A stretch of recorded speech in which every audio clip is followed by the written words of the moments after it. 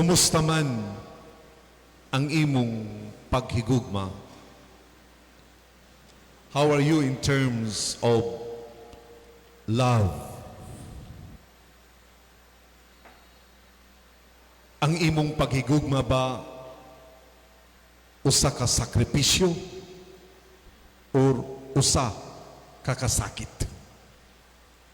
Is your love a sacrifice or a suffering? Unsa man ang sakripisyo nga gugma? Mao kini ang mga gugma sa ginikanan, no? Nga nagpatulo og dugo og singot aron lamang matagaan og maayong kaugmaon ang ilang mga minahal sa kinabuhi. Nahibalo nga lisod pero tungod sa gugma, antuson ang kamingaw, antuson ang kalisod. That is sacrifice. Ug unsa man pod ang kasakit, is your love, are you experiencing suffering? Nakasinati ka ba og mga kasakit sa imong gugma? Pag-antos o kasakit, bunga ka na sa atong mga gibuhat. Suffering is just the product of our action. Nganong nahitabo mga nag-antos ka, nga nahigugma raman unta ka. Nahibalo ka nga sayo pero imong gibuhat, ang resulta mag-antos. Nahibalo ka nga maunta ang buhaton pero wala di mo buhata, ang resulta nag-antos. Nahibalo ka nga maunta kini ang isulti pero wala di mo isulti, ang bunga nag-antos.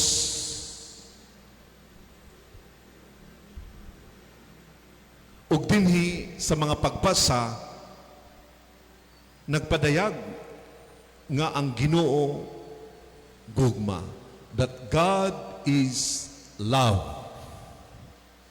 Ug dinhi sa Ebanghelyo, pagkatapos niya pagpadayag niya tumiyaging Domingo nga siya ang punuan ug kita ang mga sanga, ug mahimo lamang kitang makapamunga kung kita dili mahimulag kaniya, ug kining bunga mao kini ang gugma. If we remain in God, the fruit of abiding God is love. Mga dili mo kaigsunon ko din ni Kristo, kung naa kanato ug atong gipuy-an o gipaambit kining gugma, o kining gugma nakaugat sa atong pagtuo o paghigugma sa Dios, mahingpit ang atong kalipay. Mahingpit ang atong kalinaw. Usahay, dili hingpit ang atong kalinaw ug kalipay sa atong paghigugma kung kini wala nakaugat sa atong paghigugma sa Dios. Mga dinhi makaigsunon ko din ni Kristo, unsaon man nato pagpabilin sa Ginoo, how do we remain in God, how we abide in God.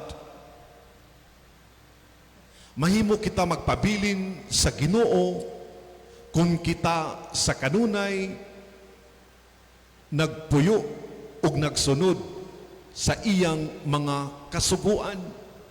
Ug unsa man pod kini nga kasuguan, kining kasuguan sa paghigugma.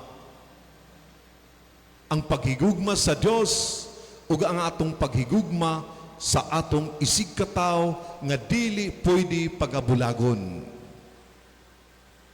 Mga dinhi mo kaigsunon ko din ni Kristo, sa pag-ingon ni Kristo, paghigugmaay kamo, love one another.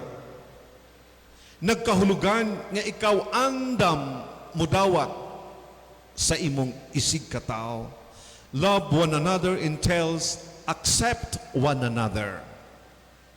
Sa pag-ingon ni Kristo, paghigugmaay kamo, nagkahulugan nga ikaw anda mo respeto sa imong isig katao.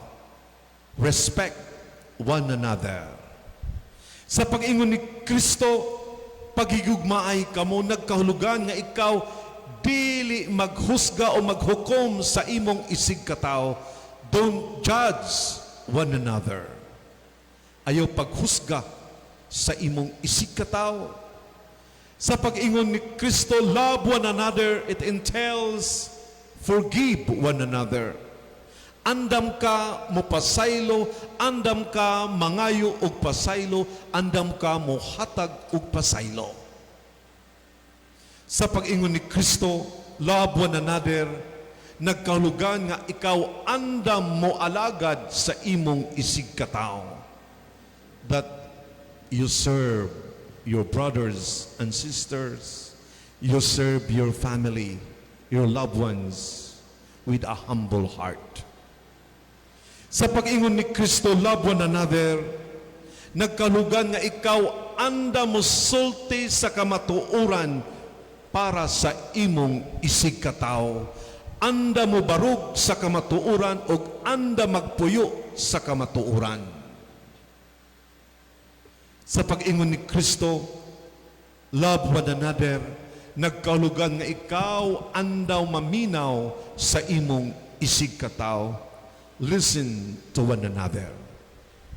Usahay ang usa ka pamilya, ang usa ka relasyon, mabungkag kay dili na ka maumaminaw sa matag usa.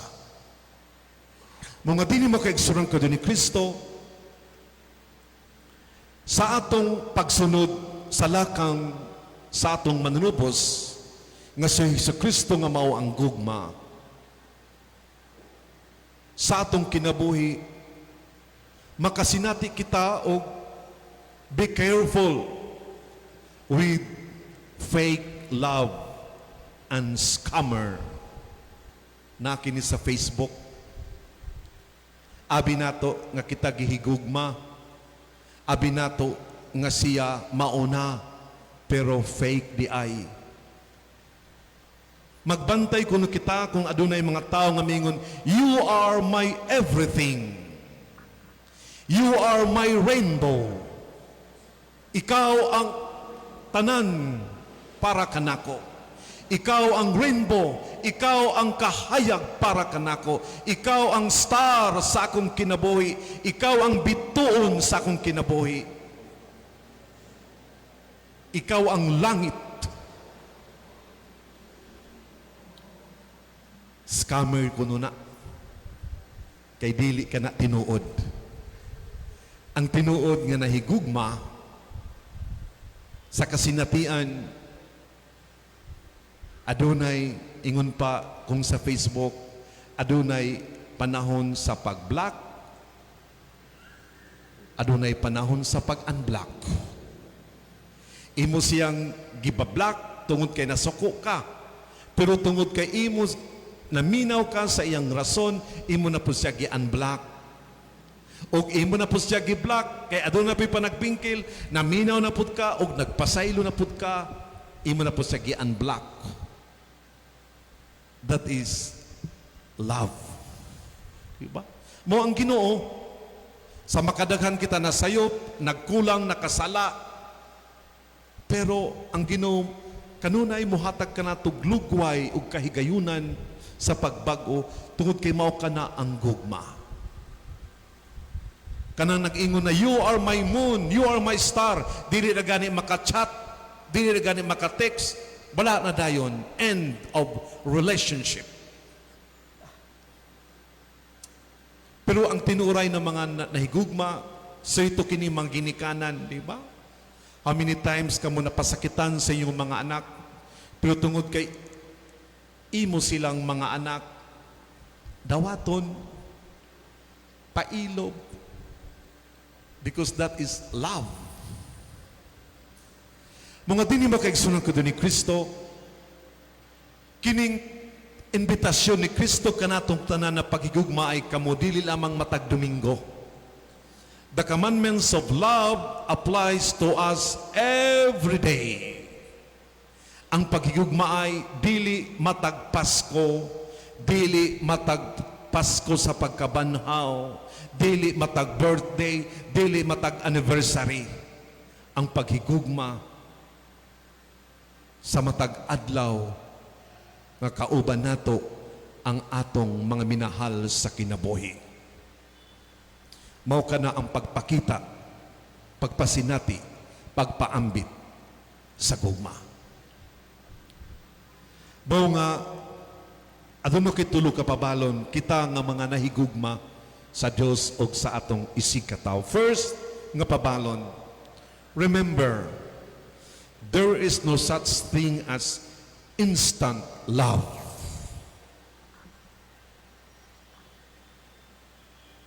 Kay ang gugma, bunga kini sa imong mga sakripisyo sa imong isikataw.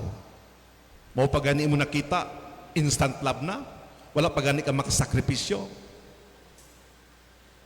Ang gugma, bunga kini sa makadaghan nga pagpasaylo o pagpailog o pagsabot. Ug mahitabo lamang kini kung aduna nay kamoy kasinatian sa inyong pakig-uban sa matag usa. That is love. Mao nga there is no such thing as instant love. Kung adunay instant coffee, instant noodles, pero walay instant love. Ikaduha nga pabalon, ang paghigugma sa Dios dili lamang kutob sa atong pagsimba, kundi sa atong kakayahan sa pagpakita sa atong adlaw-adlaw nga kinabuhi nga kita adunay Dios. Loving God is beyond coming to church. It is the ability to represent Christ wherever we are in our life. Mao kana ang paghigugma sa Dios. Ikatulo nga pabalon, kung kinsa kadtong mahigugma, andam siya modawat sa gasa sa gugma nga mao ang Ginoo. One who dares to love must also be open to receive the gift of love, and that is God. Mao nga ang usa ka gugma mahimo lamang magmalahotayon kung naa diha ang Ginoo. Pero ang usa ka gugma kung wala ang Dios, dili kini magmalahotayon. Mao nga atong hinumduman nga ang Ginoo gugma o kita gitawag sa paghigugma. Amen.